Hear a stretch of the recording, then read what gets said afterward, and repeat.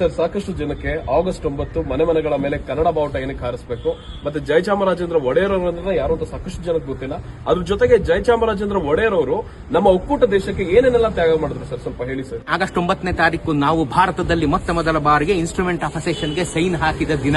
ಮೊದಲು ಸೈನ್ ಹಾಕಿದ್ದು ನಮ್ಮ ಮೈಸೂರು ದೇಶದ ಮಹಾರಾಜರಾದಂತಹ ಮನ್ಮಹಾರಾಜ ಜಯಚಾಮರಾಜ ಒಡೆಯರು ಅನ್ಕಂಡೀಷನಲ್ ಆಗಿ ಸೈನ್ ಹಾಕಿ ತಮ್ಮತ್ತ ಇದ್ದಂತ ಅಷ್ಟು ಚರಾಚರ ಆಸ್ತಿಗಳನ್ನ ಕೇಂದ್ರ ಸರ್ಕಾರಕ್ಕೆ ಉಚಿತವಾಗಿ ಬಿಟ್ಟುಕೊಟ್ಟರು.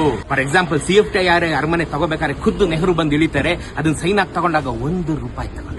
ಮೈಸೂರು ಮಹಾರಾಜರ ತ್ಯಾಗ ಎಣಿಸಲು ಅಸಾಧ್ಯವಾದಂತ ತ್ಯಾಗ. ವಲ್ಲಭಾಯಿ ಪಟೇಲರು ಇಡೀ ಭಾರತವನ್ನ ಸುತ್ತೋದಕ್ಕೆ ಕಾಶ್ಮೀರದಿಂದ ಕನ್ಯಾಕುಮಾರಿ, ಗುಜರಾತಿಂದ ಬೆಂಗಾಲ್ಗೆ ಮಹಾರಾಜರು ತಮ್ಮ ಬಳಿ ಇದ್ದಂತ ಪ್ರೈವೇಟ್ ಜೆಟ್ ವಿಮಾನವನ್ನ ಪೈಲಟ್ಟಿನ ಸಹಿತ ಪಟೇಲರು ಕೊಟ್ಟು ಭಾರತವನ್ನ ಒಂದುಗೂಡಿಸಲಿಕ್ಕೆ ಕಾರಣರಾಗಿದೆ. 15ನೇ ತಾರೀಕು ಸ್ವಾತಂತ್ರ್ಯ ನಾವು ಮಾಡ್ತಾ ಇದೀವಿ ಅಂದ್ರೆ 9ನೇ ತಾರೀಕು ಮಹಾರಾಜರು ತಮ್ಮ ಆಸ್ತಿಯನ್ನೆಲ್ಲ ಬಿಟ್ಕೊಟ್ಟು ಸೈನ್ ಹಾಕಿದ್ರಲ್ಲ, ಅದಕ್ಕೆ ನಾವು 15ನೇ ತಾರೀಕು ನಾವು ಸ್ವಾತಂತ್ರ್ಯ ಮಾಡ್ತಾ ಇರೋದು. ಅದಕ್ಕೆ ಕಾರಣರು ನಾವು ಕನ್ನಡಿಗರು. ಈ ಕನ್ನಡದ ನೆಲ, ಈ ಕನ್ನಡದ ಮಣ್ಣು, ಈ ಜಲ, ಈ ಬುದ್ಧಿ, ಈ ಭೂಮಿ ಎಲ್ಲ ನಮ್ದು ರೀ. ನಾವು ಇದನ್ನ ಆಚರಣೆ ಮಾಡ್ಬೇಕ್ರಿ.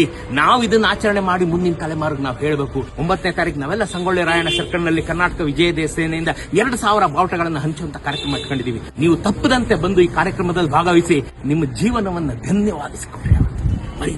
ಸ್ನೇಹಿತರೆ, ತಪ್ಪದೆ ಆಗಸ್ಟ್ 9ಕ್ಕೆ ನಿಮ್ಮ ಮನೆ ಮನೆಗಳ ಮೇಲೆ ಕನ್ನಡ ಬಾವುಟವನ್ನು ಹಾರಿಸಿ, ಹಾಗೆ ಜಯಚಾಮರಾಜೇಂದ್ರ ಒಡೆಯರ್ ಅವರ ಒಂದು ತ್ಯಾಗವನ್ನು ಸ್ಮರಿಸಿ.